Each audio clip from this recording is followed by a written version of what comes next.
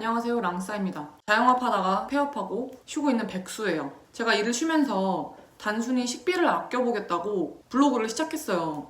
23년 12월 중순에 개설을 해서 글 3개 만에 체험단 당첨이 시작이 됐고 1월 1일부터 1월 31일 총 한 달 동안 얼마나 수익을 받나 봤더니 210만 원이나 되더라고요. 체험단으로 단순히 밥만 먹으러 다닌 게 아니라 안경도 맞추러 다니고 남편 바버샵 가서 머리도 깎고 미용 쪽으로도 체험 받아보고 밥이랑 카페는 기본적으로 다니고 별거 별걸 다 했어요. 저는 이유도 없이 글 3개 만에 당첨이 되고 시작하고 보름 동안 35개가 당첨이 됐고 1월 한 달 동안에는 넣는 족족 당첨이 돼서 체험단 다니느라 진짜 바쁜 한 달을 보냈어요. 이게 너무 쉽더라고요. 이번 영상은 블로그를 시작할 때 고려해야 될 부분 3가지랑 체험단 당첨이 잘 되는 꿀팁, 잘 되는 사이트, 어떻게 신청하는지 알려드릴게요.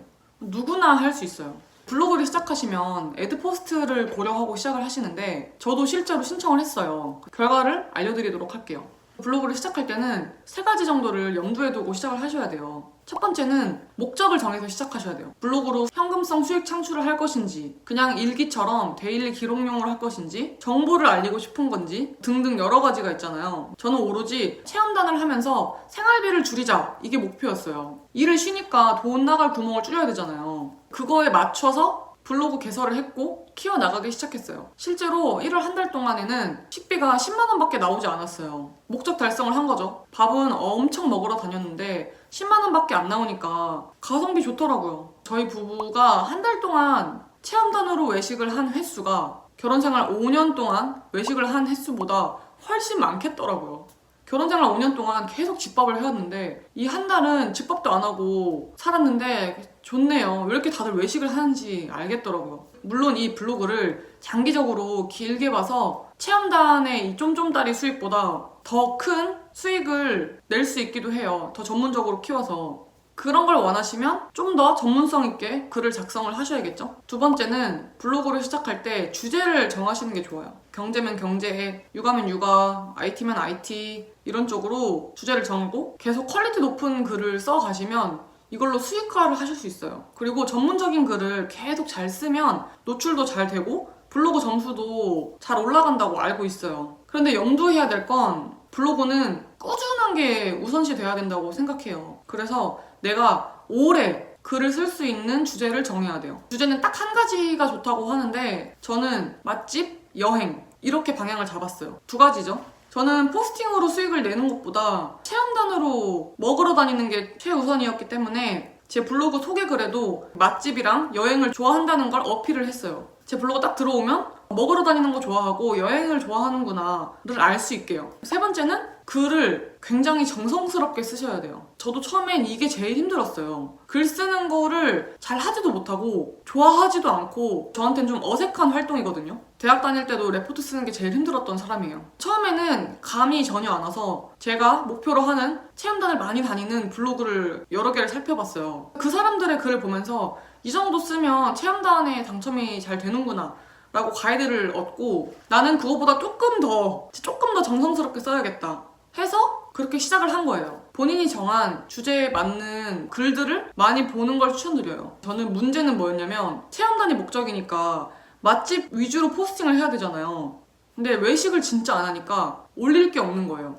뭐라도 올려야겠다 해서 동네 한식 뷔페 갔다 온 거 올리고 그게 첫 포스팅. 2번째는 직원들 커피 사준다고 스타벅스 갔다 왔거든요. 스타벅스 메뉴 리뷰하고 3번째는 결혼식장 하객으로 갔다 온 웨딩홀 리뷰를 했어요. 이 3개가 진짜 연관성이 하나도 없잖아요? 근데 일단 글을 쓴다는 걸 목적으로 하고 3가지 글을 썼고 그러고 바로 체험단 신청을 했어요. 보통 체험단에 당첨이 되려면 평균적으로 글은 최소 5개, 이웃은 최소 100명 이런 가이드를 많이 말씀하시더라고요. 저는 이웃 수는 진짜 하나도 신경 안 쓰고 오는 것만 받았어요. 지금도 50명이 안 돼요. 블로그를 좀 크게 키워나가서 블로그 점수도 좀 올려보겠다 하면 이웃 수가 좀 중요한 것 같은데 저는 그것까지는 신경을 못 쓰겠더라고요. 글 3개로 체험단 신청을 몇 개를 해봤어요. 저는 일단 핸드폰으로 다 신청을 해요. 다 당첨되면 나 어떻게 가지? 이런 생각으로 많이 신청을 못했는데 개뿔 그 중에 딱 하나가 되더라고요. 그러니까 쓸데없는 걱정한 거죠.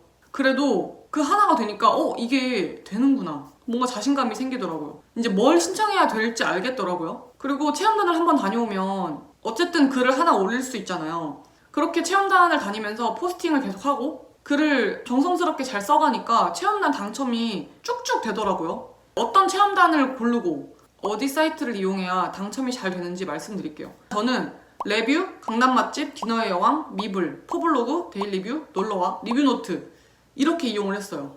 엄청 많죠? 초보자는 무조건 사이트들을 많이 뚫어놔야 돼요. 지금은 당첨이 잘 되니까 레뷰, 강남 맛집, 리뷰노트 위주로 이용을 해요. 초반에는 큰 사이트들은 그냥 안 된다고 생각하시면 돼요. 레뷰, 강남 맛집, 리뷰노트 이런 데는 이용자들도 너무 많고 다들 쟁쟁하세요. 이용하는 인원도 적고 사이트 규모가 작은 곳이 선정이 잘 돼요. 신청할 때 한마디 남기는 란이 있어요. 처음에는 여기에 막 구구절절하게 썼어요. 뭐 이만큼씩 몇 줄씩 썼는데 그게 큰 영향을 미친다고는 생각하지 않아서 이제는 딱 2줄만 써요. 안녕하세요. 뭐 선정해주시면 리뷰 잘 써드리도록 하겠습니다. 이 정도? 그래도 당첨이 잘 돼요. 당첨이 잘 되는 꿀팁 첫 번째는 무조건 많이 신청해야 돼요. 다 되면 어떡하지? 라고 걱정하는데 절대 그럴 일 없고 돼서 뭐라도 하는 게 목적이니까 일단 신청을 하셔야 돼요. 저는 한때 이거에 빠져있을 때 사이트 다 돌면서 하루에 한 100개씩은 신청했던 것 같아요. 그래도 되는 게 몇 개 안 돼요. 두 번째는 경쟁률이 적은 거는 무조건 넣어야 돼요. 포블로그, 디너의 여왕, 데일리뷰, 놀러와 이런 데가 경쟁자가 적으니까 당첨이 잘 되는 편이에요. 일단 되는 게 목표고 돼서 체험단을 하고 포스팅을 올려야 글 수가 많아지고 그래야 앞으로 계속 내가 가고 싶은 거에 뽑히는 거예요. 비싸고 맛있는 거 먹으러 가면 너무 좋지만 초반에는 그런 건 포기하세요. 저도 이제는 한우도 걸리고 가끔 스테이크도 썰러 다니지만 초반에는 절대 안 돼요. 그리고 이 체험단 시스템이 한 가게가 딱 한 번만 올리는 게 아니고 1년에 몇 번씩 주기적으로 올라와요. 디너의 여왕 같은 거는 당첨 확률이 높은 체험이라고 표시도 해주고 해요. 근데 이런 건 무조건 넣어요. 처음에 선정이 되었던 사이트가 디너의 여왕이에요. 여기가 선정이 진짜 잘 돼요. 신청 한마디 이런 거 쓰는 것도 없고 제 블로그 자체로만 신청을 하는 거예요. 글 3개만으로 뽑혔다는 건 어떤 거라도 뽑힐 가능성이 있는 거잖아요. 그래서 저는 처음에 여기를 진짜 많이 이용했어요. 여기 보시면 배송형 체험도 진짜 많은데 이런 건 진짜 안 돼요. 전 지금도 안 되더라고요. 한 번은 오기로 노가다 하면서 거의 다 신청을 했거든요. 진짜 하나도 안 되더라고요. 이건 나중에 더 커서. 미블은 블로그가 작으면 아예 관리자 자체에서 안 뽑아주는 것 같아요. 여기 보면 인원이 다 차지 않아도 절대 안 뽑히더라고요. 저희 동네 가게가 미블에 올라와서 신청을 했는데 인원이 항상 차지 않는데도 한 번도 안 뽑히더라고요. 인원 미달인 식당들을 다 신청을 해봤어요. 근데 하나도 안 뽑히더라고요. 그런 거 보면 관리자 차원에서 1차적으로 차단하는 것 같아요. 지금은 미블도 굉장히 당첨이 잘 되는 사이트예요. 기준은 잘 모르겠지만 초반에는 안 된다고 보시면 돼요. 레뷰 이런 데는 진짜 큰 사이트여서 초반에는 아예 안 돼요. 레뷰도 이제는 잘 되는 편이에요. 어쨌든 내 블로그의 규모가 좀 커야 된다. 신청하는 방법은 여기 이렇게 보시면 캠페인 정보 확인하고 날짜 확인하고 가서 먹는 건지 포장해 오는 건지 안 되는 요일 있는지 시간은 언제인지 확인하고 신청하시면 돼요. 저는 이제 시간이 많았으니까 그냥 무조건 다 신청했어요. 어차피 내가 맞춰서 가면 되니까. 이 업로드 조건을 맞춰서 리뷰를 써서 올리면 돼요. 이게 처음에는 너무 까다로운 거 아니야? 이렇게 생각했는데 별로 까다로울 게 없어요. 그냥 사진 찍어서 올리고 업주가 원하는 조건을 잘 충족해서 써주고 어렵지 않습니다. 당첨이 되면 정리를 잘 해야 돼요. 어느 사이트에서 당첨이 됐는지, 마감일은 언제까지인지, 상호는 무엇인지, 지역은 어디인지.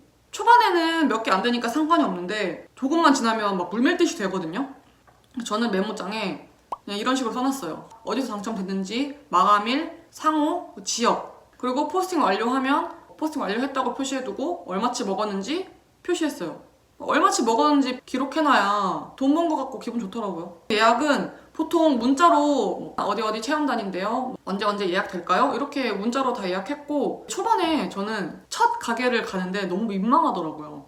괜히 내가 공짜로 밥 얻어먹고 가는 먹튀하는 느낌이 들어서 좀 민망했는데 포스팅을 몇 번 해보니까 이거는 내가 먹튀가 아니라 서로 완전 동업하는 입장이다. 서로 돕는 사이라고 생각하면 절대 불편할 게 없어요. 체험단이라고 말도 자연스럽게 나오고 주문도 편하게 하고 밥도 맛있게 먹고 와요. 가게 사장님들이 열의 9은 다 좋으신데 한 분 정도는 귀찮아 하실 수도 있어요. 그런 게 보이면 저의 이제 소심한 복수로 조금 덜 열심히 써요. 그래도 할 건 해야 되니까 쓸 건 쓰고요. 체험단 사면서 진짜 조금 불편한 점은 미리미리 예약을 다 해야 되는 거? 저는 너무 많아서 그런 것 같아요.